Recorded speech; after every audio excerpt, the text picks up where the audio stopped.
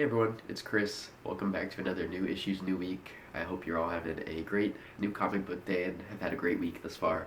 First, we're going to be going over some reads from last week and then jumping into our new polls this week. It was a hefty week and I had to skip on a bunch. I didn't even get everything because it was just too much.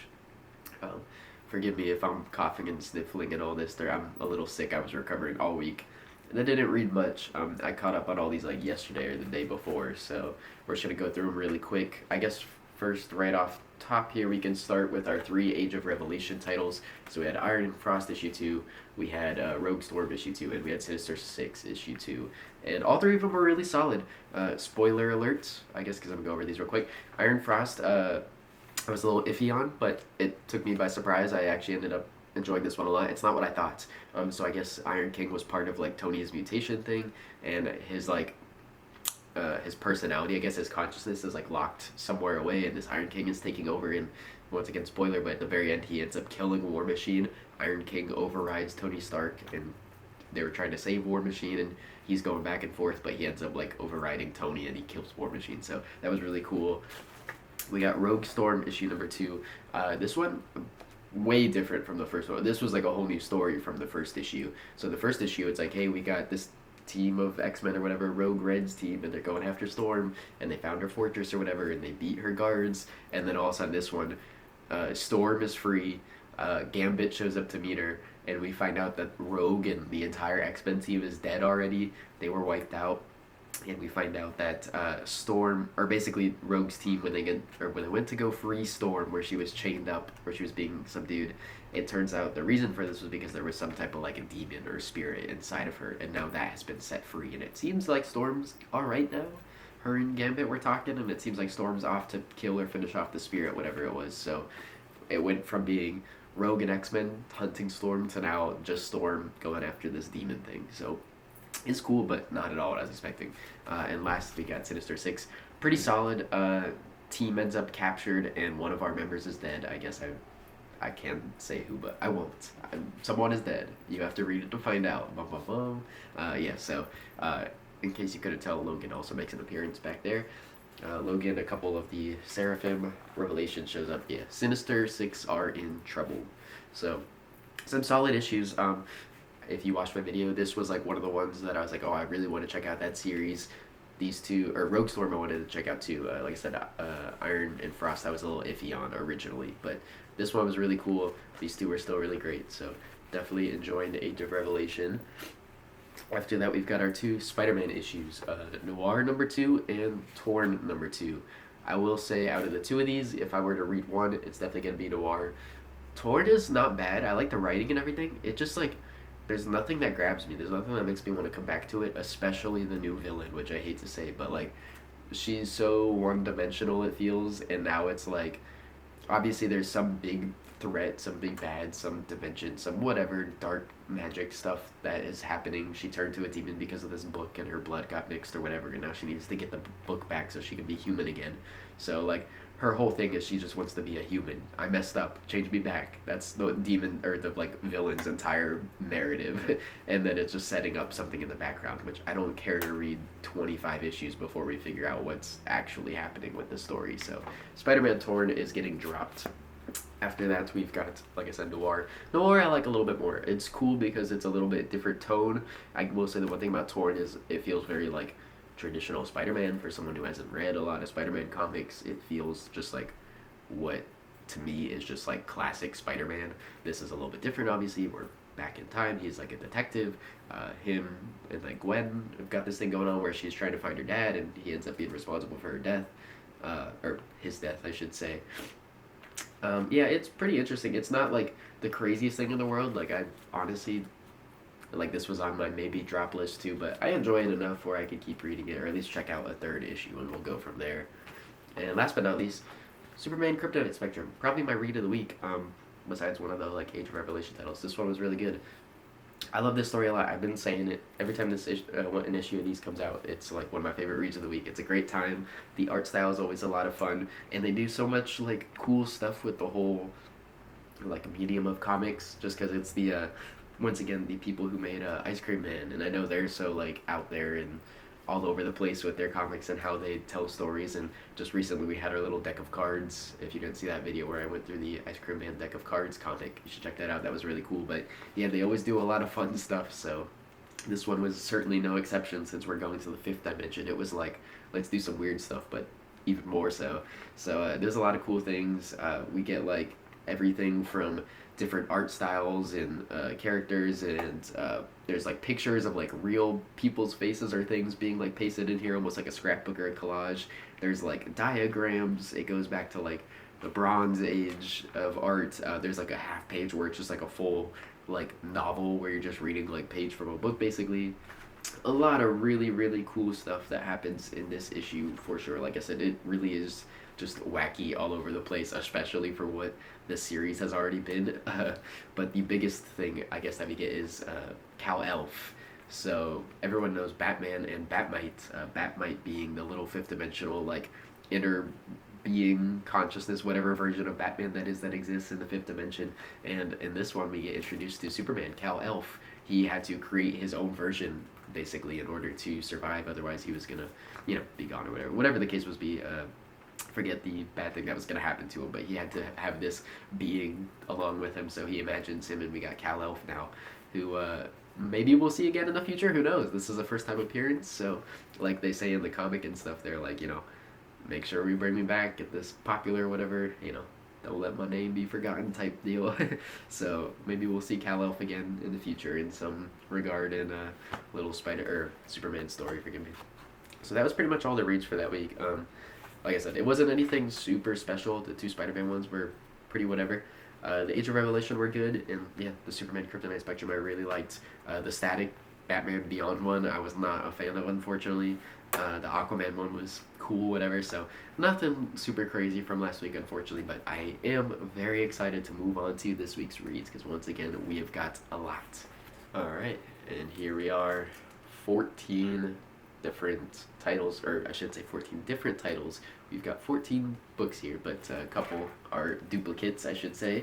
If y'all know what today is, you know that today is the release of none other than the Batman vs. Deadpool, the second one, because the first one we had the Deadpool Batman one back in August, I think that was. So today is Batman Deadpool. I want to say this one has Grant Morrison involved. I forget. I will have to double check them. But there's a couple cool stories that I'm really looking forward to seeing in there. So I'm curious to know how that one goes. But even outside of that, we got like a ton of title drops that I was really looking forward to today. So we're just going to go right off the top here. Nova Centurion, #1. I've always really enjoyed the character of Nova, the idea of him. I've always wanted to get more into him because honestly I couldn't really tell you anything about Nova. I don't know if it's been like a mantle thing where it's like multiple people are Nova, if it's always just kind of been one guy who's been Nova. I couldn't even tell you if it is one guy what that person's name would be. I don't know anything about Nova, so seeing a new Nova #1, I was really excited. I wanted to check it out, so we will see how that goes. We got only 2 Age of Revelation titles this week. Once again, there were just so many things to get, so I passed on a couple. I only got 2 because they were variant covers that I really wanted, and I didn't want them to sell out. So I was like, the rest I'll hold on. They're not going to sell out. I'll get them later. These ones I had to get. So we got Book of Revelation issue #2. That cover is just, man, that is so clean. I wish I could get closer, but it gets blurry. Got some of the choristers down here, their faces and stuff. But yeah, this one is just like a painting, for real. And then other than that, we've got Omega Kids issue #2. So we got, already forgetting the guy's name, this guy, and Quentin Quire. And I believe this is maybe Jean Grey's kid, like Kid Phoenix. I'm just making that name up. I don't think that's actually, that's just me, Kid Phoenix. So yeah, this cover was really cool, this variant of the two of them, kind of with like these not hologram, but energy birds or whatever you want to call it, fighting each other. So yeah, those are our 2 Age of Revelation. After that here, we just got a bunch of indie titles, so we'll go through these real quick. First off the top, Racer X #3. Y'all know I've been loving everything Speed Racer, Racer X so far, so of course we're looking forward to that one. We've got this one I was actually really happy about, Twilight Zone issue #2. This came out this week. The first one I actually really liked. This one seems like we're going to be dealing with something in space, the aliens and stuff. They only had the one default 8 cover today, so we got that one. I almost passed on this one until I realized that my shop, I guess online I had ordered it in advance, so they had it at me at the front. But Spawn Dark Ages issue number 1. I really wanted to check it out, but like I said, I was trying to keep it a little bit light as possible, and I was gonna skip on it, but I ended up getting it, so we'll check that one out. We got Hector Plasm Hunt the Bigfoot number 2. Really loved issue number 1, like a lot actually. It's one that kind of just pops up in my head and I think about a lot ever since I read it. So if you haven't checked out Hector Plasm, it's only 3 issues. It's a short little run. It's like a reboot from an old series, I guess. So I would highly recommend it. It's really cool, kind of mature. It feels like an adult Gravity Falls. If that's something you might be into, I would highly recommend that one. After that, we've got Everything Dead and Dying issue number 3. My series right here. Other than, once again, Absolute Martian Manhunter for me is like an all-timer. On shelves that I'm like actively pulling for like my favorite series right now, it is Everything Dead and Dying and Escape. These 2 series are absolutely phenomenal. If you're not reading it, please do yourself a favor. If you like zombies at all, but you want something a little different, at least for me, not a zombie story that I've seen before, then I would definitely check that one out. I can't recommend it enough, seriously. And last but not least, here for our indie pulls, we've got Viking Moon issue number 2. This cover was just crazy. Yeah. That wolf back there with all the shipping down below. Yeah, that one's really sweet. So this is another short little indie one. I think this one's only going to be 5 issues, like old Viking Nordic stuff, but werewolves showed up at the end. So very curious to see what happens in that one. Just doesn't seem like it's going to be super like in-depth psychological stuff, just kind of, you know, people, this tribe, whatever, moved to this land and they got to deal with a new threat. So yeah, it's really cool. Other than that, we've got all our basically our Batman and Deadpool, but one more issue, Absolute Flash number 9 came out today. So I'm really looking forward to this. Last issue we had Barry's flashback. We got to learn all about Barry Allen, kind of his history and what's been going on with him. But the issue before that, we ended off with with Wally and the Rogues kind of teaming up together. So I've really, ever since that moment, have been waiting to see what goes on there. So it seems like we might be getting that this issue, hopefully. And last but not least, our Batman and Deadpool number 1 title, or covers, whatever, versions, issues, blah, blah, blah. So we got our default here, a cover. Forgive me, I didn't look up the names again beforehand, so I'm not sure who did some of these, but this is the default cover. I believe Grant Mora. I could be wrong, but I want to say it says Mora here, so I'm pretty sure. After that, we've got the Absolute Style Batman and Punisher. I love this one. This one, I believe, is Nick Dragata because he does the Absolute art. But yeah, this one is just... I love seeing Punisher in this art. It's so perfect. Him of all characters, that like he's not one of the ones that I would have thought of. Like if you asked me, hey, pick any Marvel hero or character you want to see in the Absolute Style, Punisher would not have been first on the list. But he looks really good there with Batman. So... next up, we got our homage cover here for the Wolverine. I have the other one, the Deadpool Batman version of this cover, the homage one where it's like Batman with the little batarangs and you see Deadpool's reflection on it. I have that one, so I got the other one like to have the inverse both, because the homage is cool. I like this cover style a lot, but the art for each of these, I just enjoyed them, so I got them both. And same with that, I got the blank version of this as well, because I got the blank of the Deadpool Batman. It's red.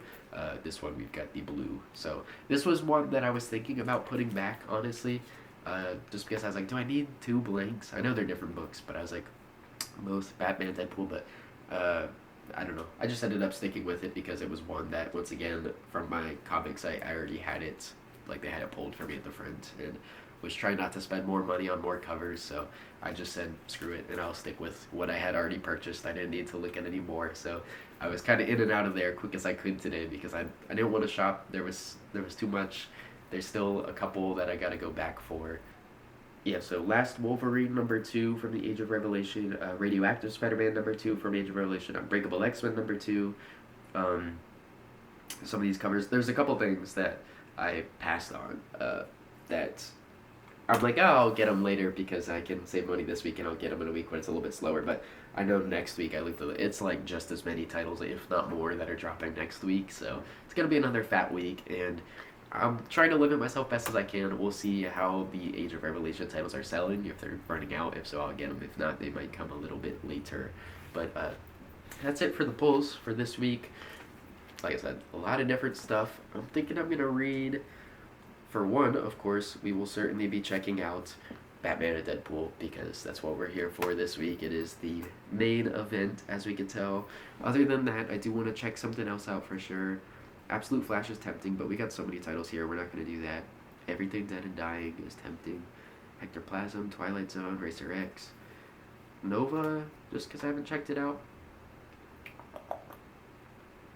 I think we're going to do Everything Dead and Dying number 3 because once again, it is just that good of a story. I'm like super highly anticipating it.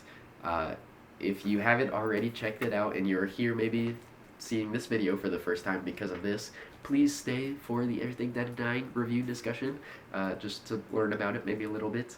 We'll start with these two. We'll see if I go through any more of these after the fact, I guess. So I was thinking I was going to start with the Batman Deadpool one, because like I said, kind of main event, but I'm actually going to start with Everything Dead and Dying real quick, just because it's the one issue, it's kind of thin, I'm going to get it out the way, just be done with it real quick, and then we can move on to Batman Deadpool from there, because I know that one's a bit thicker, we got several stories to cover in that, so we'll just go ahead and read this one. Like I said, if you have not already, do yourself a favor, check it out, stay tuned for the discussion and stuff. I'll have some spoilers, but I'll try to give some spoiler-free stuff first.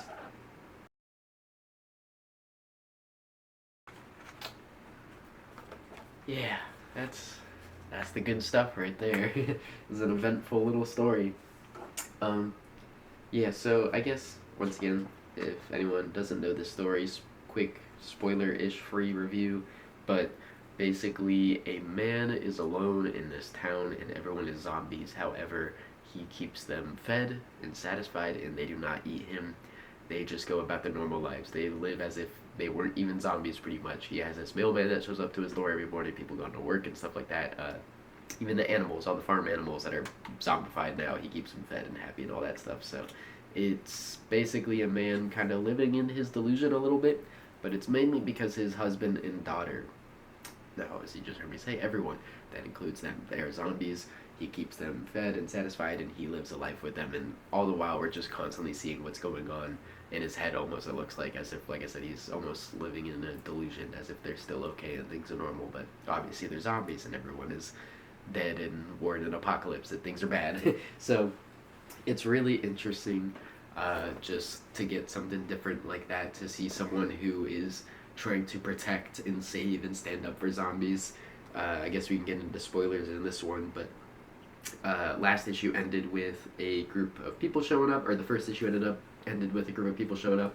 Last issue they got into a little bit of a shootout and things happened.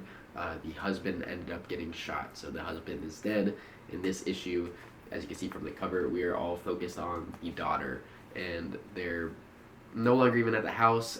Jack is gone, he's taken the daughter with him. They've got a hostage, the kid who shot his husband, he took as a hostage. The other group of people are still after them, and they've found out about the town now, and they're seeing how all the zombies are there, and they're not attacking them, they're just ignoring them, kind of doing their thing, and how they look good because they still got skin and all this stuff, and how they're so healthy or whatever. So clearly this is a first for them, as it would be for anyone there, I imagine, to see zombies that aren't instantly trying to kill them and attack them, but they want to get this kid back, and he just wants to keep his daughter alive and have them be gone. Except now they've discovered him, they've discovered his town, and surely they'll come back to kill him and everyone else. So who knows what happens, who knows what goes from there, but I'm keeping it still a little spoiler free. There's some bigger stuff that happens here at the end, especially with his daughter. So phenomenal series, can't recommend it enough. From there we're going to move on to Batman and Deadpool now. I'm just going to read the first Batman and Deadpool story, and then I'll pause and talk about it, and we'll go through each little mini story after that.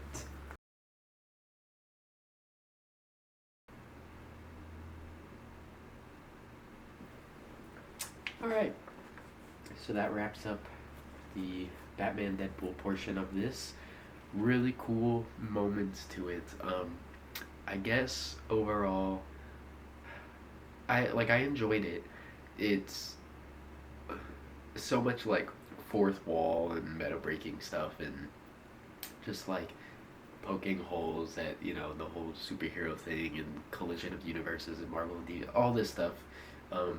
It's like very much on the nose and focused on that part of it. It's all just about this person who's writing the canon and being able to rewrite the canon and how these two universes have collided, and we see the two like physical versions of the universes kind of like hooking up together, and you have Batman and Deadpool together, but like a version of Batman, Deadpool and him are being like brainwashed by Cassandra, and they have to find a way out of it, and take her down and all that stuff. So it's nothing crazy, but even at the beginning they say it's not about not always about the story or whatever. So it's just a lot of fun. The art is really pretty. It's every panel is gorgeous. Like I said, there's a lot of cool moments that happen. So for example, we get Darkclaw, who makes an appearance, which is like this version of Batman and Wolverine that gets combined after Deadpool tosses him into the Lazarus pit to bring him back. He comes out as this like Batman Wolverine version that's really crazy. Him and Deadpool have this fight on this like giant typewriter. It's kind of cool. Damien makes an appearance that we see, which is cool. I don't know who this person is that's like carrying the computer that's writing the canon. It looks like Lex Luthor.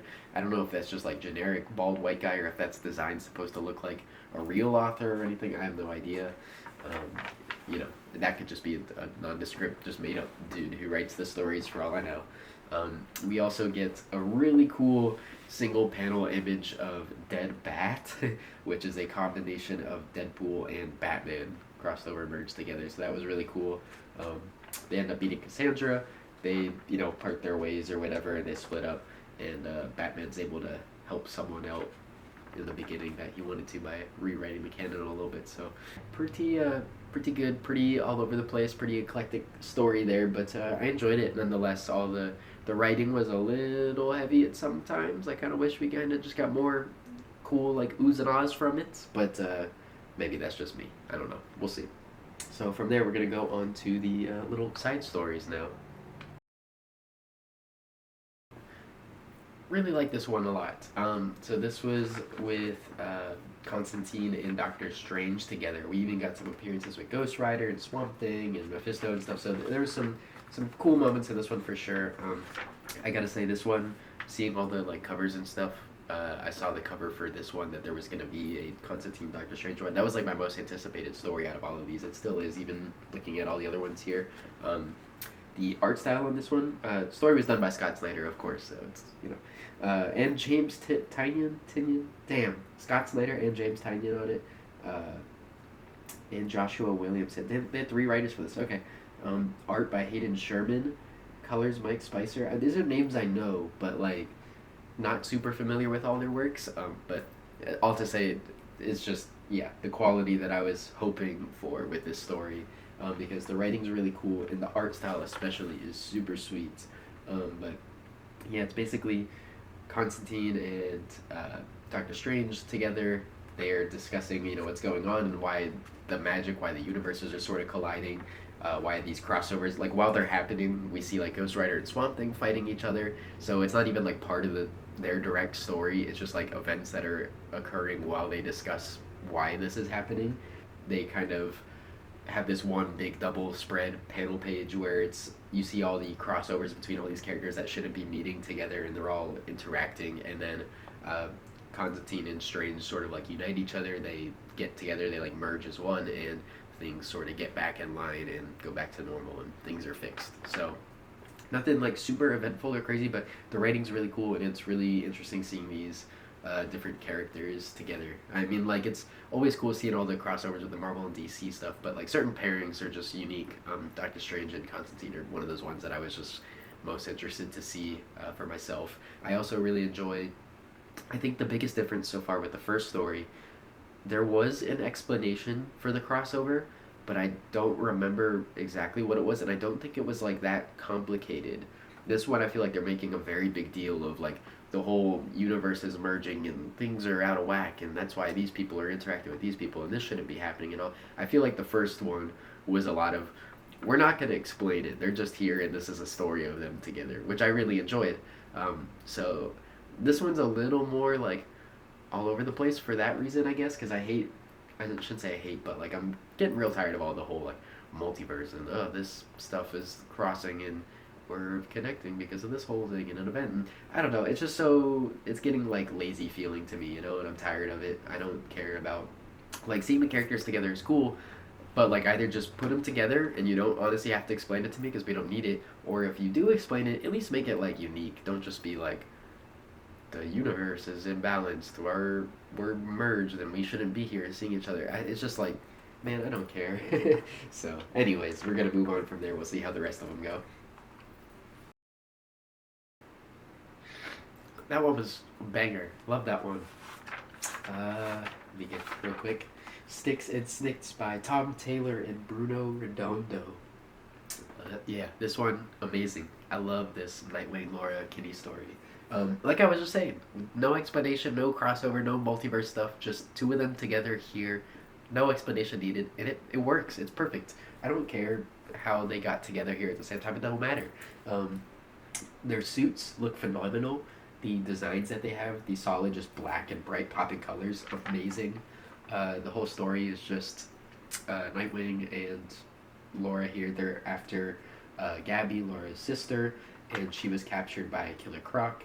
So they track her down in the sewers, get into a little bit of a tussle, end up saving her, and they kind of just chill and hang out at the clock tower at the end. But they have this nice little moment where they're kind of reflecting up on the roof, and you get this little shot of Batman and Wolverine, and talk about like living up to the best at what they do. So I don't know, it's just cool. It's like a nice like sidekick story, but not sidekicks. It's like, hey, we've grown and we've also become our own heroes, worthy of their title and respect and all that. Also, I want to say one more thing too at the beginning. I really loved the way that they were doing each other's narration. So like, typically you'd get some like text, a little thought bubbles about like their background or who they are or whatever, but they were saying it about each other. So Nightwing saying her name was Laura Kinney. She's Wolverine. She had another name, but she defeated it. She was looking for Batman. He's away. She had to settle for me. And then Laura goes, he's Nightwing. He had another name, but outgrew it. I was trying to find the Dark Knight. I think I found something better. So even in that little like dialogue there, it's like we're getting the introduction to the characters, but they're already telling a story about like him saying Batman's away, so she had to settle for me, and her saying I was looking for Batman, but I think I found something better. So it's like already just so simple, but you're telling so much information just from that little bit. So I really liked that cool, just interesting way of doing the intro and setting up the characters compared to what is normal. Alright, from there we're going to move on to Harley and Hulk's Amazing Saturday. Let's do it. Quick and simple one. Hulk and Harley are fighting this guy. They're at like a fair or whatever, and it goes off with like a hot dog cart and ends up in a vat of acid. The hot dogs come to life and try attacking Harley and Hulk, and they end up stopping them. So simple, goofy, pretty interesting, but yeah, nothing too crazy. Just funny one. And that's the end of that one. Pretty another simple, straightforward one, but just Static Shock and Miss Marvel together.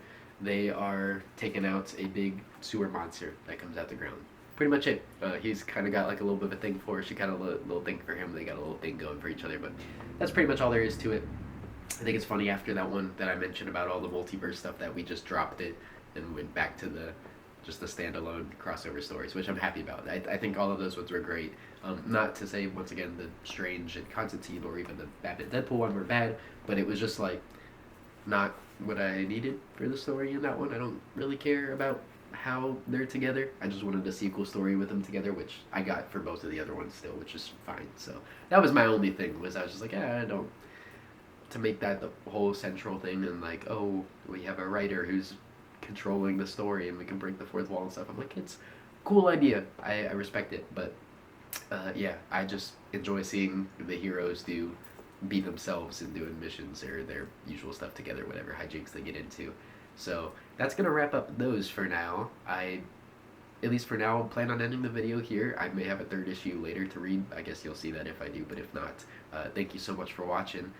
Next week I will have another video of this, of course, so stay tuned for next Wednesday because we got a ton of issues. I will be going over all the rest of the issues that I have not read that I pulled today, and I'll pick my favorites or whatever and discuss them from there. More videos to come in the future. Like I said, Absolute Wonder Woman is still on the way. I have been reading, finally, Ultimate Spider-Man. I have one more issue out of this to read, and I kind of wanted to do just a quick video discussing the first 6 issues of this and see, my thoughts and opinions, where we're at on that. So, anywho, like I said, thank you so much for watching. Stay tuned for the next one. I'll see you later. Peace.